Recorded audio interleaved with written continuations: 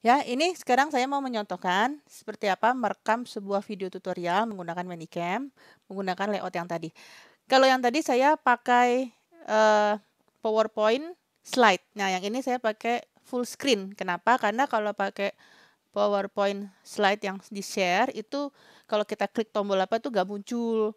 Nah, ini saya ingin merekam apapun yang ada di layar sehingga bisa dilihat oleh teman-teman semua di sini, ya, juga Bapak Ibu guru dan dosen. Nah, bedanya apa? Jadi kalau kita pakai yang di-share itu adalah PowerPoint slide-nya. Ini kalau saya gerak ke kiri sini, ini tombol ini nggak akan kelihatan. Nah, kalau ngerekam enak kayak begitu. Jadi rekam start, begitu selesai langsung udah jadi, kita nggak perlu ngedit lagi. Tapi kalau kayak gini nih, kalau kita mau share ke siswa kan tentunya nggak begitu oke gitu. Tapi kalau misalnya merasa nggak apa-apa juga gitu, ya nggak apa-apa gini aja kan keren juga jadi ketahuan pakai softwarenya apa gitu ya. Nah, jadi kalau kita presentasi nih biasalah ya kita share ke sini gitu ya. Nah, biasanya tentu kita seperti kalau kita ngajar di kelas ingin kita kasih marking, kita tanda-tandain. Ada dua caranya. Nah, yang pertama itu kita bisa pakai di sini pointer option. Ya, jadi dari menu yang ada di kanan sini ada pointer option, ada laser pointer nih. Saya rasa paling umum dipakai oleh Bapak Ibu dosen ya. Tapi kalau kita mau ganti slide, biasanya kita mesti exit dulu dari situ. Bisa juga kita pointer optionnya pakai pen. Nah, jadi kita bisa kasih marking. Ya, nih seperti biasa saya pakai pen tablet ini. Jadi saya udah 2 semester ini pakai pen tablet. Enak kok makainya buat ngajar. Terutama buat ngajar-ngajar gini kalau terlalu banyak tulisan itu siswa tuh kadang kita butuh apa ya, untuk kayak ada visualisasi yang membuat mereka tuh enak lihatnya gitu ya. Kayak gini gitu kan bosan. Nah, misalnya kayak gini kita bisa tanda-tandai gitu ya.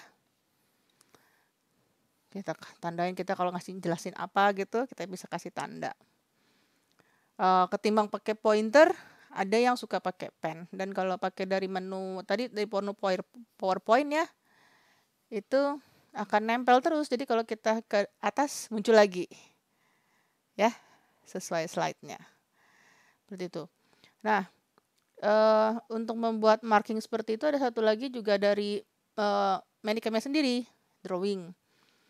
Jadi kita bisa dari sini, ya, mudah-mudahan ini kelihatan ya sama Bapak Ibu teman-teman semuanya. Kita bisa pakai tinta biru, kita bisa kasih tanda seperti ini. Kalau tintanya kebesaran, ya, ukuran apa ujungnya, mungkin ada yang senangnya kecil gitu ya, bisa gini. Stroke-nya gimana? Menurut saya ini stroke-nya oke. Jadi kalau kita nulis ya, misalnya kita tulis Indonesia, ini tulisannya kurang lebih sama dengan tulisan kita sendiri, gitu. Jadi ada beberapa aplikasi untuk menulis tuh yang kalau kita nulis kadang kelihatannya kayak ceker bebek lagi dikejar-kejar ayam gitu. Kalau saya bercandanya.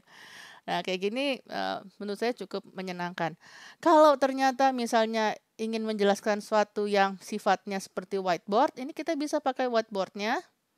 Nah, kita bisa menulis di sini. Ya, misalnya kita membuat suatu diagram, ternyata tuh kita, oh jangan dong, masa pakai biru, pakai merah, kita pakai biru yuk gitu. Kita pakai biru, kita tambahin tebel, ketebalannya kita tambah. Kemudian kita misalnya membuat suatu diagram gini ya. Gitu. Terus kita kasih tanda gini. Misalnya ini adalah input, ini adalah output gitu ya. Terus mungkin kita mau menuliskan sebuah rumus. Gitu ya. Nah, terutama nih kalau buat dosen-dosen kalkulus ya, matematik, aljabar itu biasanya perlu whiteboard gitu. Ini sudah sangat membantu. Oke, kalau whiteboardnya kita matikan, kita juga bisa memberikan highlight di tulisan seperti ini ya. Ini ada menunya macam-macam di Manicam. Kita juga bisa kita ketikkan gitu ya. Coba kita ketik misalnya di mana di sini. Ya. rasanya sih salah ketikannya ini asal ketik ya.